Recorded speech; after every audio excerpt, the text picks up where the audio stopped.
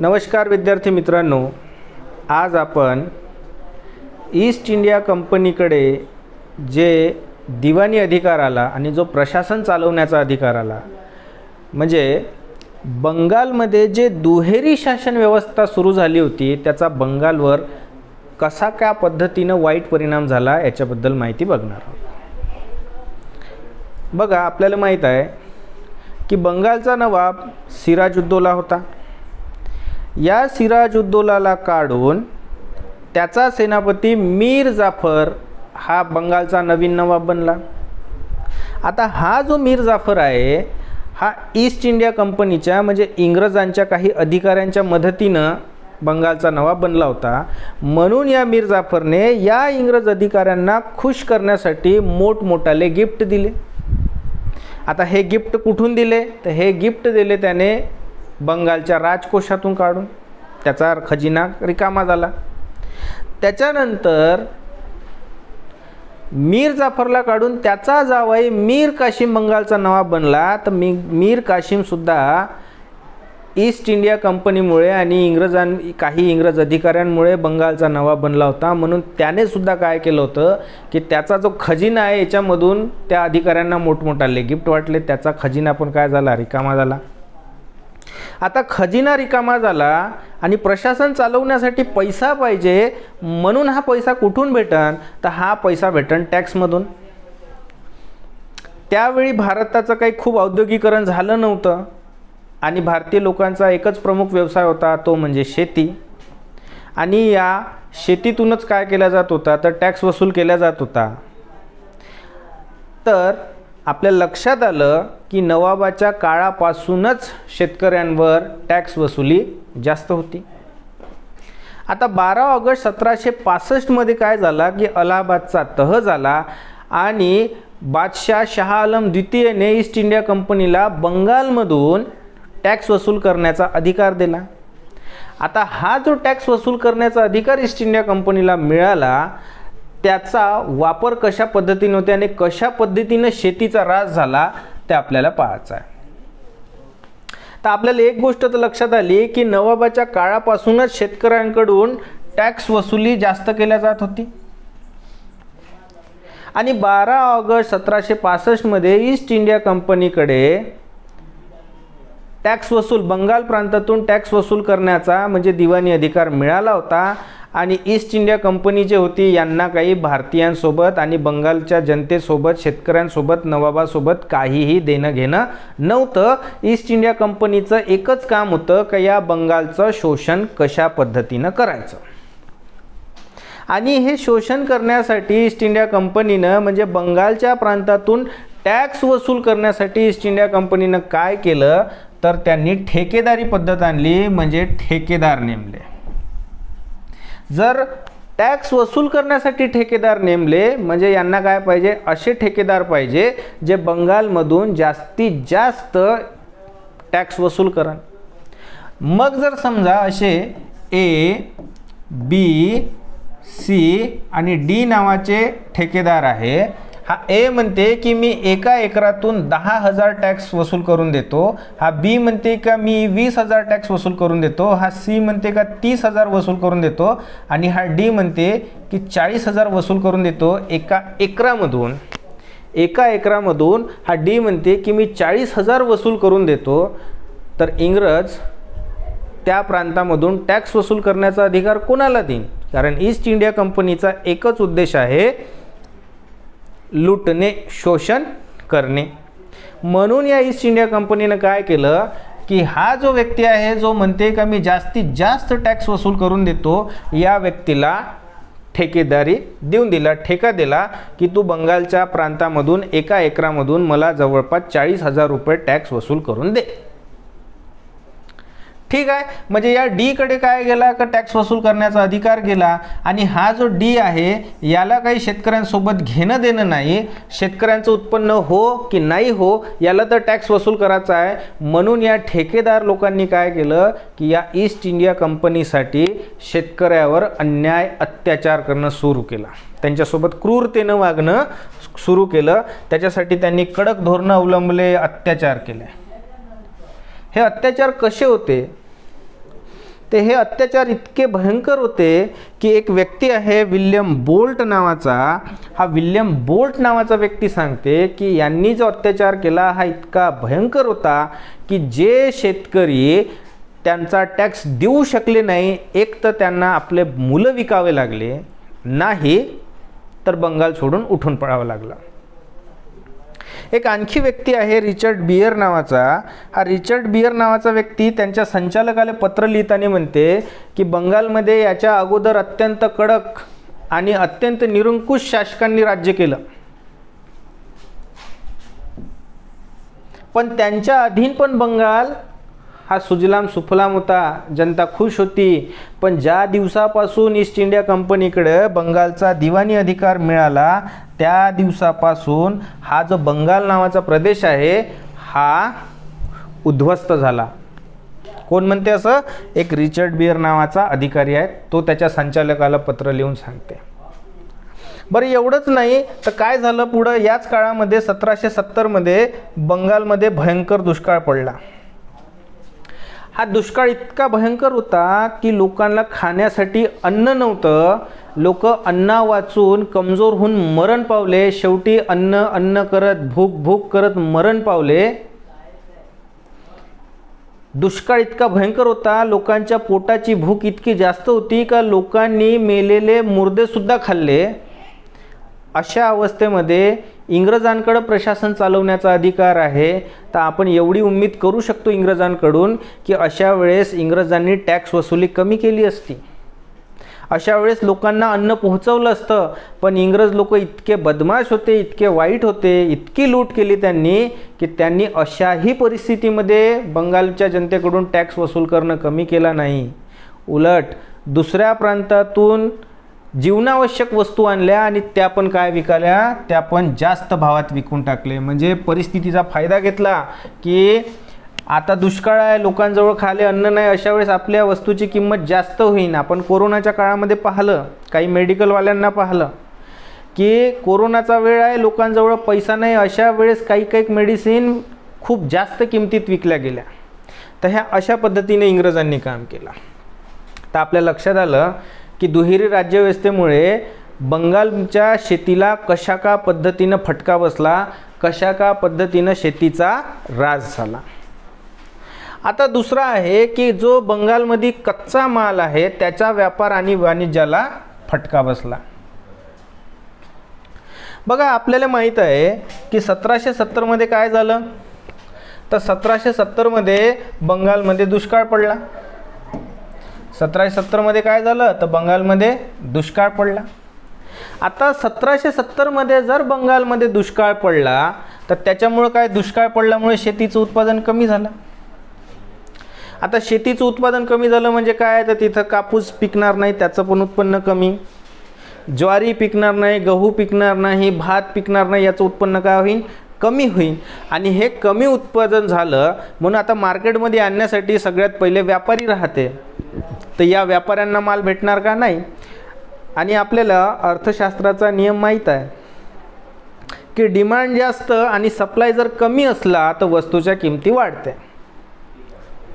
For example मी तुम्हाला समजून सांगतो की आपली राज्यसेवेची परीक्षा आहे आणि असे 5 पोरं आहे की ज्यांनी काळ्या पेनाच्या ऐवजी निळा पेन नेला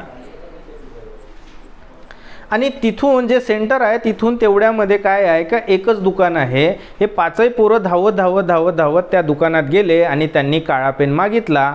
पण यांचं दुर्दैव इतकं बेकार आहे की त्या पेनवाल्याच्या दुकानात एकच पेन आहे, तोही काळा पेन आहे एकच, ज्या पेनाची किंमत किती आहे, 10 रुपये. आणि मागणारे किती जण आहे, तर 5 लोक आहे, ए बी सी डी आणि ई. तर ए म्हणते की मी तुम्हाला 100 रुपये देतो, मला तो पेन द्या. जसा ए ने 100 रुपये देतो म्हटलं तसंच बी काय म्हणान का मी 100 रुपये देत, मी 200 रुपये देतो, मला पेन द्या. सी म्हणते मी 300 रुपये देतो, मला पेन द्या. डी म्हणते मी 400 रुपये देतो, मला पेन द्या. आणि ई म्हणतो मी 500 रुपये देतो, मला पेन द्या. वेळ अशी आहे का पेनाची गरज तर 5ही जणाला आहे, पेन तर 10 रुपयाचा आहे, पण पेन एकटाच आहे म्हणजे मालाचा काय तुटवडा आहे आणि डिमांड जास्त आहे, म्हणून 10 रुपयाचा पेन किती रुपयाला विकला गेला, तर 10 रुपयाचा पेन विकला गेला 500 रुपयाला. याचंच उदाहरण घेऊ की 1770 मध्ये काय झालं का बंगालमध्ये दुष्काळ पडला. दुष्काळ पडल्यामुळे काय झालं का शेतीचं उत्पादन कमी झालं. अरे शेतीचं उत्पादन कमी झालं, पण जे व्यापारी आहेत त्यांना तर माल पाहिजे ना. मग व्यापारी म्हणजे कोण, आपले भारतीय व्यापारी पण आणि इंग्रजी व्यापारी पण. म्हणून काय झालं का हा जो काही शेतीचा माल आहे ज्याचं दुष्काळ पडल्यामुळं ज्याचं उत्पादन कमी झालं तो महागात विकला जाईल. मग तो कोणाला महाग पडला, ईस्ट इंडिया कंपनीलाही. समजा आपण असं पकडू का कापूस आहे आणि कापसापासून मग पुढं कपडा बनणार, तर त्या उद्योजकाला कापड पोहोचवण्याच्या अगोदर काहीतरी व्यापारी आहे का जो शेतकऱ्याकडून माल खरेदी करते, बरोबर आहे का नाही. कापसाचा माल व्यापारी शेतकऱ्याकडून खरेदी करते. तर हे झाले इंग्रज व्यापारी आणि हे झाले आपले भारतीय व्यापारी. तो इंग्रज व्यापाऱ्यांनाही 100 रुपयाला पडला आणि आपले भारतीय व्यापारी आहे यांनाही 100 रुपयाला पडला. पण काय झालं का इंग्रजाजवळ एक गोष्ट आहे की तुम्हाला माहीत आहे की इंग्रजांना 1717 मध्ये फर्रुखसियर नावाचा जो काही आपला बादशाह होऊन गेला त्याने एक दस्तक व्यापार परवाना पत्र दिलं होतं. आणि या दस्तक व्यापार परवाना पत्रामुळं काय झालं की ईस्ट इंडिया कंपनीचा माल जर बंगालमध्ये आला तर त्यांना टॅक्स द्यावा लागत नाही, आणि ईस्ट इंडिया कंपनीचा माल बंगालमधून बाहेर गेला तरी त्यांना टॅक्स द्यावा लागत नाही. हे यांना फॅसिलिटी मिळाली. याच्या तुलनेत जे आपले भारतीय लोक आहेत त्यांना हा सवलत नाही, दस्तक व्यापार परवाना पत्राची यांना सवलत नाही. त्याच्यामुळं काय झाला की यांचा माल जर बंगालमध्ये आला तर यांना टॅक्स पडतो आणि बंगालमधून बाहेर गेला त्याचाही काय पडते, त्यांना टॅक्स पडते. तर या दोन गोष्टीमुळं काय झाला की भारतीयांचा माल झाला महाग आणि ईस्ट इंडिया कंपनीचा माल झाला स्वस्त. आता जो कापड तयार करणार आहे तो माल कोणाकडून घेईन. आता यांना टॅक्स पडला म्हणून भारतीयांचा माल झाला 150 रुपयाचा आणि यांना टॅक्स पडत नाही म्हणून यांचा माल झाला 100 रुपयाचा. तर जो कापड तयार करणारा उद्योजक आहे तो कोणाकडून माल घेईन, भारतीयांकडून घेईन, बंगालमधल्या व्यापाऱ्यांकडून घेईन की ईस्ट इंडिया कंपनीकडून घेईन. तर सहजची गोष्ट आहे का जो उद्योजक आहे तो तर यांच्याकडून घेईन. म्हणजे कोणाकडून माल घेतला त्यांनी, तर त्यांनी माल घेतला ईस्ट इंडिया कंपनीकडून आणि त्यांनी ईस्ट इंडिया कंपनीकडून माल घेतला. त्याच्यामुळे हे जे काही बंगालमधला व्यापारी आहे हे खतम झाले, व्यापारी काय झाले, संपले. आणखी काय केला ईस्ट इंडिया कंपनीनं, त्यांचा जो काही प्रशासन चालवण्याचा अधिकार होता त्या प्रशासन चालवण्याच्या व्यापाराचा गैरवापर करून हे जे काही भारतीय व्यापारी आहे यांच्यावर दबाव टाकून कमी भावामध्ये माल खरेदी करायला लागले. म्हणजे हे ईस्ट इंडिया कंपनीनं काय केलं का हे जे काही भारतीय व्यापारी आहे ज्यांनी शेतकऱ्यांकडून माल खरेदी केला त्यांच्यासोबत करार केला का तुम्ही फक्त कोणाकडून माल विकत घ्यायचा, तर ईस्ट इंडिया कंपनीलाच माल विकायचा असा काय केला यांच्यासोबत करार केला. आणि याच्यामुळं आपल्या लक्षात आलं की अशा पद्धतीनं काय झालं का हे जे काय एक तर हा याचा माल महाग झाला म्हणून हा नष्ट झाला आणि यांच्यासोबत करार करून यांच्याकडून स्वस्तात माल घ्यायला लागले म्हणून काय झालं का बंगालमधले हे व्यापारी काय झाले, खतम झाले. आणि हे खतम झाले तर मग माल घेणारे उरले कोण, तर माल घेणारे उरले फक्त ईस्ट इंडिया कंपनी. म्हणून ईस्ट इंडिया कंपनीचा बंगालमधल्या व्यापारावर काय सुरू झाला, एकाधिकार सुरू झाला. तर लक्षात येऊन राहिला.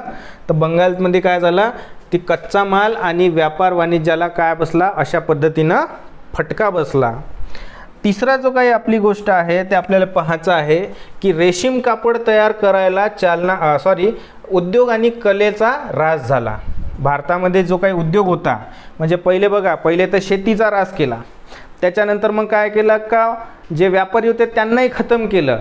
आता तिसरी गोष्ट जे करणार आहे ते काय करणार आहे, उद्योगाला खतम करण भारतातून आणि भारतातली जी काही कला होती त्याला खतम करण. आता कशा पद्धतीनं उद्योगाला खतम करणार आहे, तर बघा की बंगालमध्ये उद्योग जो होता तो खास करून जो उद्योग होता तो होता रेशीमचा. आणि रेशीमचेच काय होते का रेशीमचंच काम करणारे, हातानं रेशीमचा धागा तयार करणारे कारागीर होते.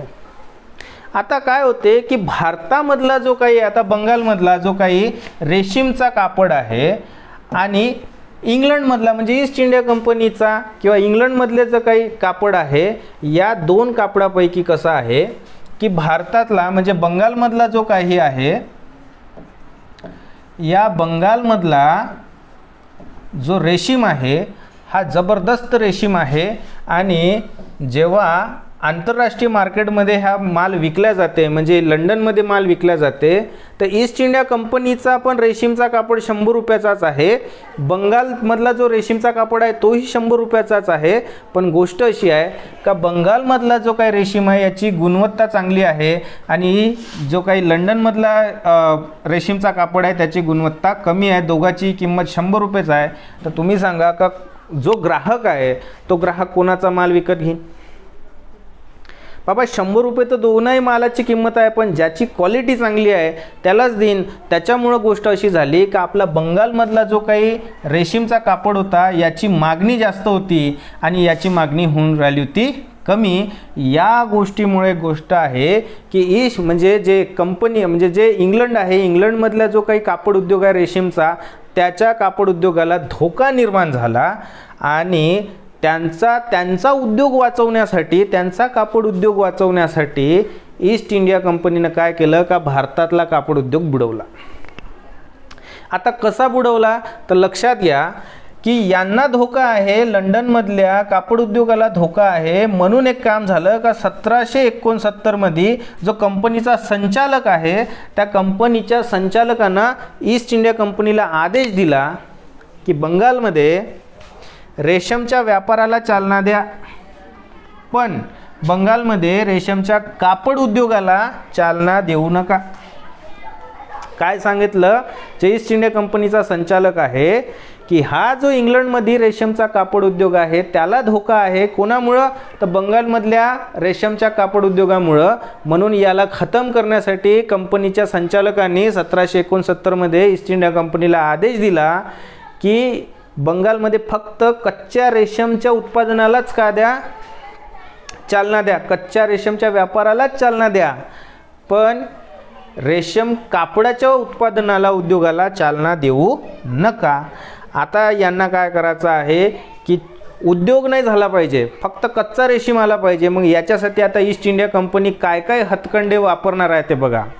सगळ्यात पहिले तर यांनी एक काम केलं की भारतीय रेशीम कापडाचे उद्योजकांना, जे असे लोक आहे का जे उद्योजक आहे रेशीमच्या कापडाचे, त्यांना रेशीमचा मालच मिळू नये, कच्चा मालच मिळू नये. अरे कच्चा मालच मिळाला नाही तर कापड बनवणार कसे, बरोबर आहे का नाही? तर सगळ्यात पहिले ते एक काम करा का रेशीमचा कच्चा मालच भेटला नाही पाहिजे याच्यासाठी प्रयत्न केला. मग काय केलं, कशा पद्धतीनं त्यांनी कच्चा माल मिळू नये यासाठी प्रयत्न केला. तर सगळ्यात पहिले त्या म्हणजे कच्चा माल मिळू नये याच्यासाठी त्यांना जो प्रशासन चालवण्याचा अधिकार मिळाला होता त्या अधिकाराचा गैरवापर केला आणि गैरवापर करून एक काम केलं की कच्च्या रेशीमच्या व्यापारावर इंग्रजांनी एकाधिकार केला. समजलं काय केलं की भारतामधला रेशीमच्या कापड उद्योगाला खतम करण्यासाठी, त्याला नष्ट करण्यासाठी काय केलं का त्यांना जो ईस्ट इंडिया कंपनीला बंगालमध्ये प्रशासन चालवण्याचा अधिकार मिळाला त्याचा गैरवापर केला. त्या गैरवापर म्हणजे नेमकं काय केलं त्यांनी, कोणता गैरवापर केला का त्या प्रशासनाचा वापर करून रेशमच्या कच्च्या मालाच्या व्यापारावर एकाधिकार केला. आता कसा बघा, जे बंगालमध्ये कच्चा रेशीम विकणारे जे व्यापारी होते त्यांच्यावर या ईस्ट इंडिया कंपनीनं प्रशासनामार्फत काय आणला, दबाव आणला आणि त्यांच्याकडून कच्चा रेशीम स्वस्त भावात खरेदी करायला लागले. पहिले प्रशासनामार्फत दबाव आणायचा, प्रशासनामार्फत दबाव आणायचा कोणावर, व्यापाऱ्यांवर, आणि व्यापाऱ्यांकडून स्वस्त भावामध्ये ईस्ट इंडिया कंपनीनंच पूर्ण कच्चा रेशीम विकत घ्यायचा. दुसरं, भारतीयांचा कापड महाग व्हावा म्हणून मुद्दाम भारतीय उद्योजकांना कच्चा माल हे महागात विकायचे. तर एक तर गोष्ट आपल्या लक्षात आली का सगळ्यात पहिले तर काय करा का कच्चा मालच त्यांना मिळू न द्यायचा याचा प्रयत्न करायचा. त्याच्यासाठी जे कच्चा रेशीम विकणारे व्यापारी आहेत त्यांच्यावर प्रशासनामार्फत दबाव आणा आणि सगळ्याचा सगळा माल त्यांच्याजवळचा खरेदी करून घ्या. मग आता कच्च्या मालाच्या व्यापारावर ईस्ट इंडिया कंपनीचा एक अधिकार झाला. मग आता भारतीय व्यापारी त्यांनाही कापड तयार करायचा आहे भारतीय उद्योजकांना, तर हेच ईस्ट इंडिया कंपनीचे व्यापारी झाले, हे त्यांना काय विकायचे, महागात माल विकायचे. का जर कंपॅरिझन झालं तर तुमचा खूप चांगला क्वालिटीचा आहे याचा 100चा, तर तुझा कापडच 200 किंवा 300 रुपयाचा व्हावा, तर जनता कोणाचा विचार करेन, 100 रुपये कापडाचा. लक्षात आलं का? म्हणून भारतीय उद्योजकांचा कापड महाग व्हावा म्हणून ईस्ट इंडिया कंपनी काय करत होती, ईस्ट इंडिया कंपनीनं सगळ्यात पहिले तर त्या व्यापाऱ्यावर एकाधिकार केला आणि भारतीय लोकांनाच तो माल कसा विकायला लागले, महागात विकायला लागले. तर हे एक कारण झालं. दुसरं आहे का बंगालमधील रेशीम कापडाच्या उद्योजकांना कारागीर मिळू देऊ नये, कारागीरच भेटले नाही पाहिजे याच्यासाठी प्रयत्न केले. कारण संचालकांना सांगितलं होतं का कच्च्या रेशमला चालना द्या पण उद्योगाला देऊ नका. तर पहिले तर तुमच्या लक्षात आलं का त्यांनी काय केलं, पहिले तर लक्षात आलं की त्यांनी कच्चा मालाच्या व्यापाऱ्यांवर कंट्रोल केला आणि सगळा माल विकत घेतला. दुसरी गोष्ट आहे की हे जे कापड उद्योजक आहे त्यांना मजूर भेटलं नाही पाहिजे, कारागीरच भेटले नाही पाहिजे याच्यासाठी प्रयत्न केला. आणि एक काम केलं का या कापड कारागिरांसोबत काय केलं त्यांनी, करार केला, कॉन्ट्रॅक्ट केला आणि कॉन्ट्रॅक्ट करून सांगितलं का तुम्ही फक्त ईस्ट इंडिया कंपनीचाच रेशीमचा कापड तयार करायचा. म्हणजे ईस्ट इंडिया कंपनीचा जो काही कापड बनन भारतीय कारागिरांकडून म्हणजे तो उच्च दर्जाचा बनन, मग त्यांच्याकडे कॉन्ट्रॅक्ट करून घेणं. दुसरी गोष्ट की त्यांच्याकडून कमी पैशामध्ये जास्तीत जास्त वेळ काम करून घ्यायला लागले, खूप जास्त वेळ काम करून घ्यायला लागले. आता पैसा कमी काम जास्त करून घेते म्हणून भारतीय रेशीमचे कारागीर जे आहे, रेशीमचा कापड करणारे कारागीर आहे ते वैतागले आणि त्यांनी रागात येऊन स्वतःच्या हाताचा अंगठा कापला. हे झालं. अशातही असे कारागीर का ज्यांनी इंग्रजांसोबत कॉन्ट्रॅक्ट केले नाही, त्यांच्यावर दबाव टाकून त्यांच्यावर अत्याचार करून त्यांच्या हातातली कला घालवण्यासाठी या ईस्ट इंडिया कंपनीनं भारतीय लोकांच्या म्हणजे बंगालमध्ये जे रेशीमचं कापड तयार करणारे जे होते त्यांचे अंगठे कापले. आता एवढा प्रयत्न त्यांनी केला की काय कशासाठी, का भारतामध्ये रेशीमचा उद्योजक जो आहे कापड उद्योग त्याला खतम करण्यासाठी. आणि एवढे प्रयत्न केल्यानंतरही जर कोणी एखादी कापड उद्योजक उरला आणि त्यानं जर रेशीमचा कापड तयार केला तर त्याच्यावर दबाव टाकायचा आणि त्याच्यावर दबाव टाकून त्याचा माल 40 ते 50% कमी किमतीनं खरेदी करायचा. अशा पद्धतीनं काय केलं ईस्ट इंडिया कंपनीनं, तर बंगालमध्ये रेशीम उद्योगाचा आणि कलेचा ऱ्हास करणं सुरू करून दिलं. तर आपल्या लक्षात आलं की कशा पद्धतीनं ईस्ट इंडिया कंपनीचा म्हणजे ज्यावेळी ईस्ट इंडिया कंपनीकडं म्हणजे बंगालमध्ये दुहेरी राज्यव्यवस्था लागला त्याचा काय परिणाम झाला, तर शेतीचा ऱ्हास कशा पद्धतीनं झाला लक्षात आला, व्यापाऱ्यांचा ऱ्हास कशा पद्धतीनं झाला ते लक्षात आलं आणि उद्योगांचा आणि कलेचा ऱ्हास कशा पद्धतीनं झाला ते लक्षात आलं. आणि ह्या सगळ्या गोष्टी झाल्यानंतर मग काय झालं, तर भारतीयांचं नैतिक पतन होणं सुरू झालं. भारतीयांचं म्हणजे बंगालच्या जनतेचं नैतिक पतन झालं. नैतिक पतन म्हणजे नैतिकता संपली भारतीयांमधली, बंगालमधल्या लोकांची नैतिकता संपली. का बरं, बघा की बंगालमधले शेतकरी हा विचार करायला लागले का जर जास्त उत्पादन घेतलं तर जास्त टॅक्स द्यावा लागते, म्हणून ते कामापुरतंच उत्पादन करायला लागले. जास्त उत्पादन घेतलं तर जास्त टॅक्स द्यावा लागते म्हणून ते फक्त गरजेपुरतंच उत्पादन घ्यायला लागले. म्हणजे शेतकऱ्यांना टॅक्स जास्त द्यावा लागत होता म्हणून ते जास्त पिकवतच नव्हते. हे एक कारण झालं. जेवढी आपली क्वालिटी आहे त्या क्वालिटीनुसार आपल्या कारागिरांना म्हणजे जशा पद्धतीच्या आपल्या हातात क्वालिटी आहे त्या बदल्यात म्हणजे जेवढा पैसा भेटेल तेवढं तुम्ही क्वालिटी द्या. बरोबर आहे का नाही? जेवढी तुमच्या हातात क्वालिटी आहे, जेवढा तुमच्यात गुण आहे, जेवढी क्वालिटी आहे त्यानुसार तुम्हाला समोरच्याकडून मोबदला अपेक्षित असते. आता एखाद्या डॉक्टरकडे गेले, तुम्ही प्रायव्हेट डॉक्टरकडे गेले आणि तो खूप चांगला डॉक्टर आहे म्हणून तुम्ही त्याला जास्त फी देता. तेच आपल्या गावातला एखादी डॉक्टर असला तर 100 रुपयातही काम करा. बरोबर आहे का नाही? तर जे बंगालमधले कापड उत्पादन करणारे, रेशीमचा कापड उत्पादन करणारे व्यापारी होते, जे कलाकार होते, जे कारागीर होते, त्यांना अशी अपेक्षा होती की माझ्या हातून चांगला कापड तयार होते तर मला त्याचा मोबदला चांगला मिळावा. पण इंग्रजांनी करार करून काय केलं, की कमी पैशामध्ये त्यांच्याकडून जास्तीत जास्त काम करून घेतलं, म्हणजे त्यांच्या अंगात जो गुण होता त्याचा त्यांना मोबदला मिळाला नाही. म्हणून काय झालं का ते उच्च प्रतीचा कापड तयार करण्याच्या ऐवजी कमी प्रतीचा कापड तयार करणं सुरू करून दिलं त्यांनी. आणि अशा प्रकारे काम करण्याची प्रेरणाच संपली आणि समाज काय झाला, निर्जीव झाला आणि आपल्या बंगालमधल्या समाजाचं नैतिक पतन होणं सुरू झालं. आणि नैतिक पतन होणं सुरू झालं म्हणजे आता लक्षात येईल आपल्याला की बंगालचं एवढं जे काही नुकसान झालं ते नुकसान झालं दुहेरी राज्यव्यवस्था लागल्यामुळं. तर तुम्हाला एक गोष्ट समजली की बंगालमध्ये ज्यावेळी दुहेरी राज्यव्यवस्था लागली त्या दुहेरी राज्यव्यवस्थेचा या बंगालवर काय वाईट परिणाम झाला ते आपल्याला आता समजलं आहे.